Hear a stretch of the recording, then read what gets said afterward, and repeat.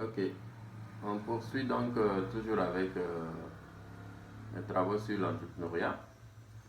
Il faut dire que il y avait quand même la question centrale de recherche, c'était comment susciter l'esprit entrepreneurial auprès de la jeunesse en milieu rural. Pour moi, c'était justement une question difficile parce que comment est-ce qu'on suscite l'envie? Comment est-ce qu'on parvient à donner envie à quelqu'un? Comment est-ce qu'on déclenche l'intention? Comment est-ce qu'on, je dirais, on donne la volonté à quelqu'un de faire quelque chose? Voilà quelque chose de très très difficile.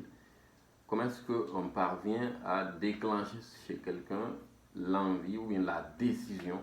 Voilà, que la personne dise enfin je décide, je passe à l'action, je fais ceci, j'entreprends dans ceci ou cela. Pour moi, c'était quand même une question assez difficile parce que, comme je le dis généralement, on ne motive pas une personne qui n'est pas motivée. Et pour moi, on ne conseille même pas un individu par rapport à ses propres intérêts. Si la personne sait bien que c'est dans ses intérêts d'entreprendre, on n'a même pas besoin de la conseiller, c'est peut-être directement d'aller dans la formation. Sinon, la motivation, elle est personnelle, elle est intérieure. On peut vous donner toutes sortes de formations, vous pouvez lire 1000 livres sur 1000 conférences, mais en fait, la décision de passer à l'action, là, personne ne peut la prendre à votre place. Et voilà pourquoi je dis que cette question était difficile, parce que je me demandais, mais comment est-ce que je parviendrai à donner l'envie, à donner la volonté aux gens d'entreprendre? Eh bien, j'ai eu vraiment des résultats super intéressants parce que à l'issue de tout cela, j'ai compris que en fait, à la base de l'entrepreneuriat, tout se passe dans votre état d'esprit. Qu'est-ce qui vous avez reçu depuis l'enfance, hein, toute votre expérience de vie? L'école n'est qu'une petite parenthèse dans votre expérience de vie, hein. Voilà. Qu'est-ce qu'on vous a donné comme forme, quelle forme d'éducation, quelle forme de message, tout ce qu'on vous a mis dans la tête depuis votre enfance? Voilà, qu'est-ce qu'on vous a dit de ce qui est possible, de ce qui est impossible? Ceci, tu peux le faire, ceci, tu n'as pas le droit. La question de légitimité, en fait. Il y a tout ça qui détermine votre état d'esprit pour passer à l'action d'entreprendre. Et pour moi, il y avait pas mal de questions également que je me posais et que j'entendais souvent des débats auprès des jeunes, voilà, certains disent que pour entreprendre, moi également je le pensais au départ, pour entreprendre, il faut être diplômé, pour entreprendre, il faut être scolarisé, mais on s'en fout. Quand vous observez sur le terrain, c'est tout le contraire. J'ai l'impression même que c'est nous qui sommes allés très loin à l'école là qui n'entreprenons pas. Parce que nous, on va vouloir trop réfléchir, trop cartésien, trop. Nous, on veut être, comment on va dire, rationnel. Mais le monsieur, voilà, le paysan rural, le jeune rural, il ne va pas vouloir il va pas vouloir, comme nous, je dirais, réunir toutes les conditions avant de se lancer. Non, lui, il se lance et il apprend sur le terrain. Et vous pouvez remarquer dans nos villes, nos villages, mais ceux qui sont les plus gros entrepreneurs, même de ce pays, ils connaissent souvent pas lire ni écrire, quoi. Voilà. C'est pas pour dire que les études, ça ne contribue pas. Non, bien sûr que ça aide bien. Mais le souci à l'intérieur, c'est qu'est-ce qu'on vous enseigne? Qu'est-ce qu'on nous enseigne à l'école?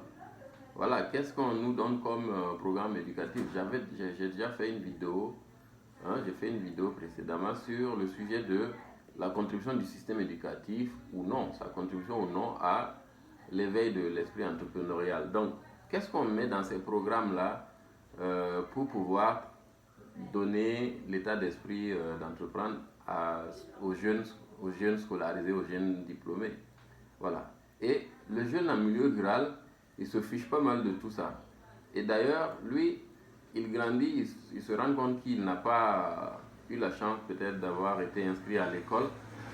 Et il se dit, tiens, ça veut dire que moi, je ne compte, je n'ai plus personne sur qui compter, si je peux le dire ainsi. Parce qu'il y en a qui vont peut-être vouloir Ils vont dire ceux qui sont allés à l'école, ils ont plus de chance que moi, ils savent lire et écrire, ils peuvent avoir un emploi dans la fonction publique et peut-être il va vouloir se morfondre. Non, la jeunesse rurale, elle sait qu'elle n'a plus la chance d'aller à l'école, elle n'a plus la chance de devenir fonctionnaire et tout ça. Et donc très tôt, elle s'engage dans l'entrepreneuriat.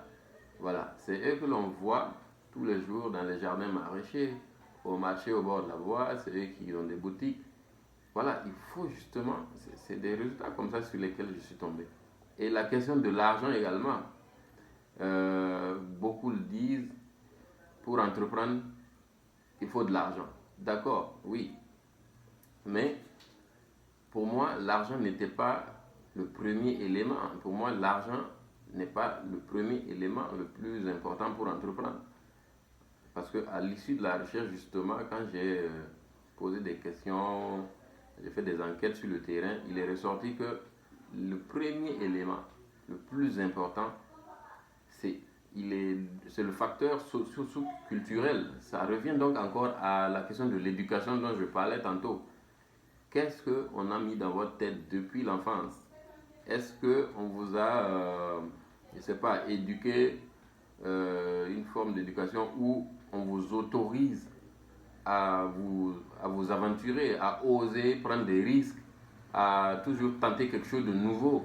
Et comment est-ce que tes parents y réagissaient face à ton échec? Quand tu essaies quelque chose de nouveau et que ça ne marche pas, comment est-ce qu'ils se comportaient envers tout ça? Ça rentre justement dans la constitution de l'état d'esprit de l'enfant pour qu'il se dise que tiens, je suis chaque fois encouragé par mes parents, par mon milieu, par mon environnement. Quand je démarre quelque chose, les gens, ils me soutiennent, ils m'encouragent.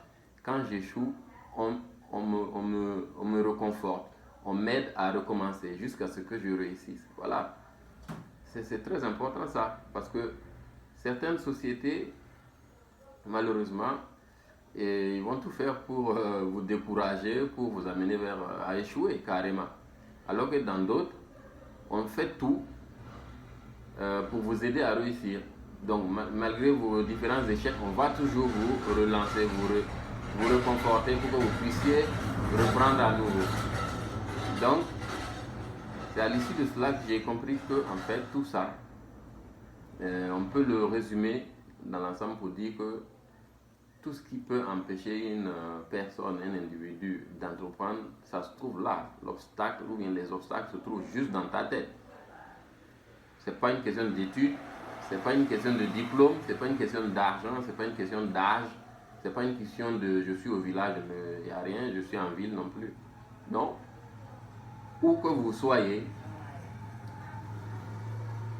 je dirais, c'est votre état d'esprit qui va faire la différence. C'est votre état d'esprit. Parce que vous allez remarquer que dans un milieu où les gens se plaignent de chômage, ce mot qu'il faut déjà supprimer même de votre vocabulaire, eh bien, pendant que certains se plaignent du manque d'argent ou bien de manque d'emploi, d'autres dans ce même milieu parviennent à trouver des activités et à réussir dedans, à démarrer quelque chose, à se faire beaucoup d'argent. Vous voyez, c'est une question d'état d'esprit. C'est pas parce que vous êtes au village, c'est pas parce que vous n'avez pas d'argent, c'est pas parce que vous n'êtes pas allé à l'école. C'est juste votre état d'esprit qui fera la différence. Donc c'est super, super important. Et c'est justement à l'issue de ces travaux-là que voilà, j'ai pu aussi me convaincre qu'en réalité, pour entreprendre, c'est pas une question d'école ou pas. Non, non. Il suffit d'observer sur la place du marché nos mamans qui tout le temps sont dans le marché, elles ne sont pas allées à l'école. L'école, ce n'est pas une condition primordiale pour entreprendre. Et j'ai envie de dire au Burkina Faso, vu notre système éducatif, même l'école n'est pas une solution pour entreprendre. L'école, au contraire, c'est comme si ça nous éloigne de l'argent, ça nous éloigne de l'entrepreneuriat. Voilà. Parce qu'à un certain moment, tu te dis que avec mon niveau là, moi voilà, je ne me vois pas aller entreprendre, aller faire du maraîchage, je ne me vois pas aller, je sais pas moi, faire de la mécanique, faire de la maçonnerie, faire de la soudure. Et pourtant, observez ceux qui sont dans ces métiers, c'est des millionnaires. Il y a l'argent dedans. Les métiers que nous négligeons là, les métiers que nous disons mon niveau a dépassé ceci, mon niveau a dépassé. Regardez, observez ceux qui sont dedans, il y a l'argent dedans. Il y a l'argent dedans.